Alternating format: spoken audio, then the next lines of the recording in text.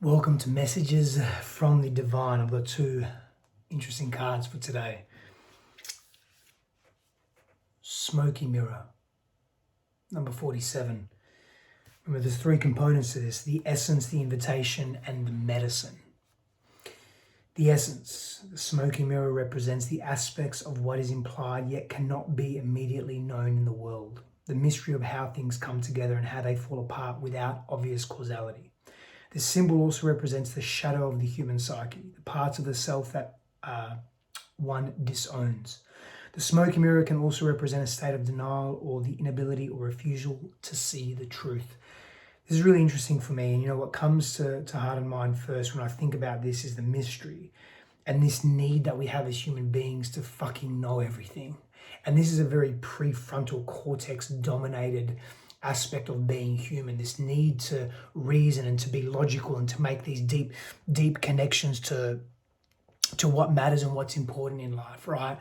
And so sometimes we have to immerse ourselves in the mystery. We just have to be comfortable enough with the unknown. That's where the magic happens. That's where we see ourselves from a different vantage point, a different perspective. We stop running that same race and being in that same lane. And what happens is we literally just lift and have a different vantage point for our lives. We're not just on repeat. And the important part of the smoky mirror is this shadow element of self. We're so unwilling to explore our shadow. Not to remain there because we're saddest or because we have this addiction to difficulty and challenge, although some of us do. I know I have in my past. I've had this addiction to being in the difficulty, because if I can overcome that, I'm worth more. I'm worth more. And my perception is I'm worth more in the eyes of others. Yet that's not necessarily true. That addiction is being fed by low self-worth. And so that's part of the shadow that we get to look at, that I get to look at in this particular instance, right? But this mystery, this allowing things come together and how they fall apart without obvious causality. There's an element of receiving here, because the masculine struggles to receive. I'm going to pause there on that one. I'm going to come into the invitation. We'll come back to that. If I remember, we should come back to that. When the symbol of the smoky mirror appears, you're invited to see beyond your own self. Acknowledge that past the limits of your current ability to perceive, there is a vast interconnected world where events are orchestrated in divine order but challenging to fully grasp. I'm going to pause there because this is very much connected to that sense of, if we don't know, it can't be real. It can't make sense to us, therefore we can't pursue it. We can't be curious enough or explorative enough to be willing to go into that unknown space. And we fear that. We fear the unknown so deeply. And that affects us. Now is the time to trust that no matter what the current conditions of your world reflect, in the hidden realms, all aspects of the human journey are celebrated. The beauty and the darkness, the misery and the courage. No matter where you are in your journey, know that some things that are meant to be a mystery, which you are meant to understand only through experience. Take heart, for the smoky mirror will ultimately show you beauty and wonder once the fog lifts the distortion you see now. But we struggle to trust that because we clench and we grasp onto fear because we want to remain safe, and the known helps us remain safe. I'll share a story with you from my own life that kept me stuck in a cycle of the familiar. I remember as a kid, I would be constantly scared of my father because he was very agitated and abrasive and volatile and violent in his demeanor. And he was very unpredictable. And so what I did to keep myself safe was hide. I would hide a lot. Literally, I'd physically hide in different rooms. But what that did to me as a teenager and as an adult is I would use that same tactic of hiding if I didn't like something or resonate with something. And sometimes I would hide behind violence. I would hide behind my own abrasiveness, behind my own rage and anger. Other times I would hide in the shadows of being manipulative or lying or not telling the truth, being dishonest, doing what I wanted to do, but not allowing or giving anyone the opportunity to judge me. So I would put this quote unquote perfect persona up. It was a facade, it was a mask. It was still hiding. And what this speaks to is if we remove the veil of the smoky mirror, we remove the veil of how we see ourselves, and we spend enough time looking into that smoky mirror, the mirror becomes clear because we're curious enough to explore our shadow self, to grasp a wholer version of who we are without running, without denying and numbing, without forgetting and suppressing. Let me continue into the medicine.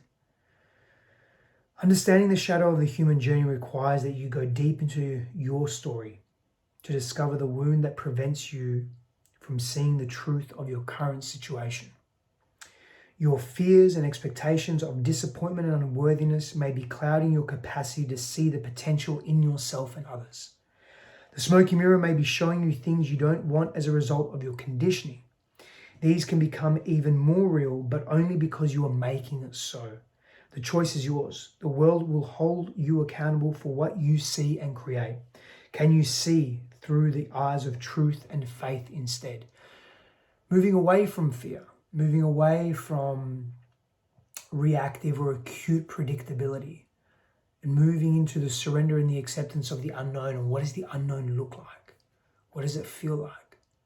Because when we come from a reactive place that resides in our shadows that are left unchecked, it affects our relationships.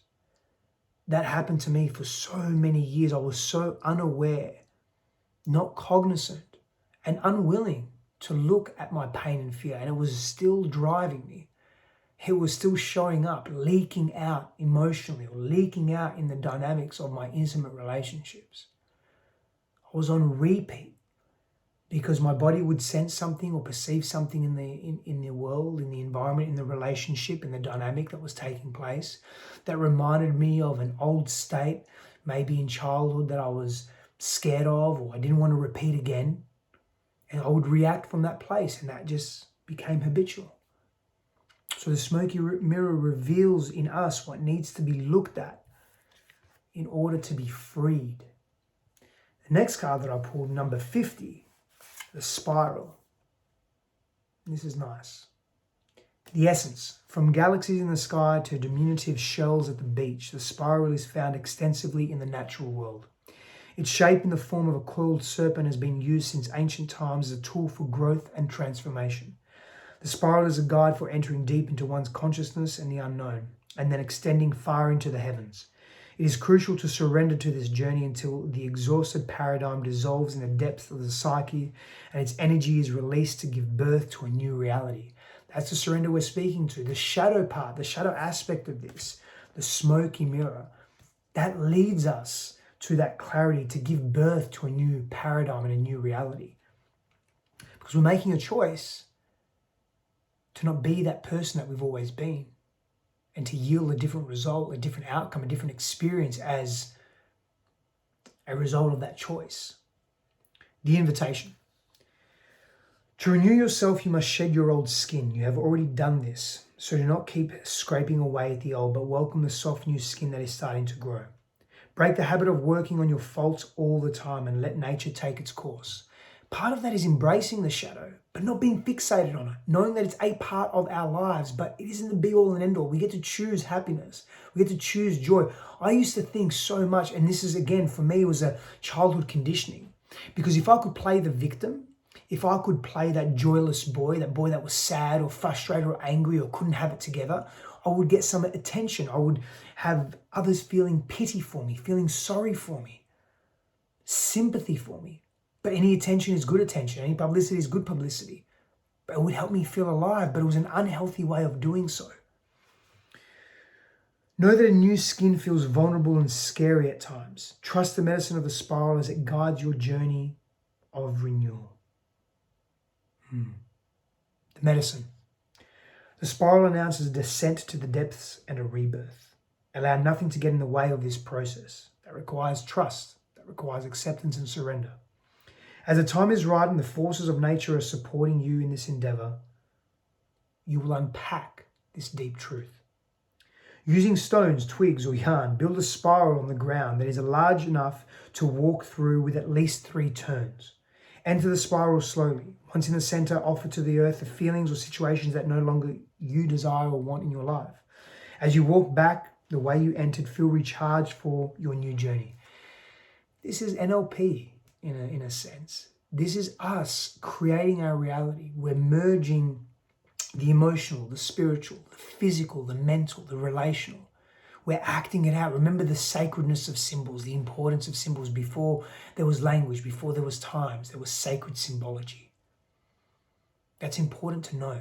Take the time to practice, to open up your heart to what could be possible. We get stuck in what we know and we stay there, but we're not happy most of the time because we're unwilling and unable to make the change that we need to, that helps us see ourselves in a completely new light. Power and blessings to you. I hope these cards have revealed something for you. Well, if you're listening and you're watching, then I'm sure they have.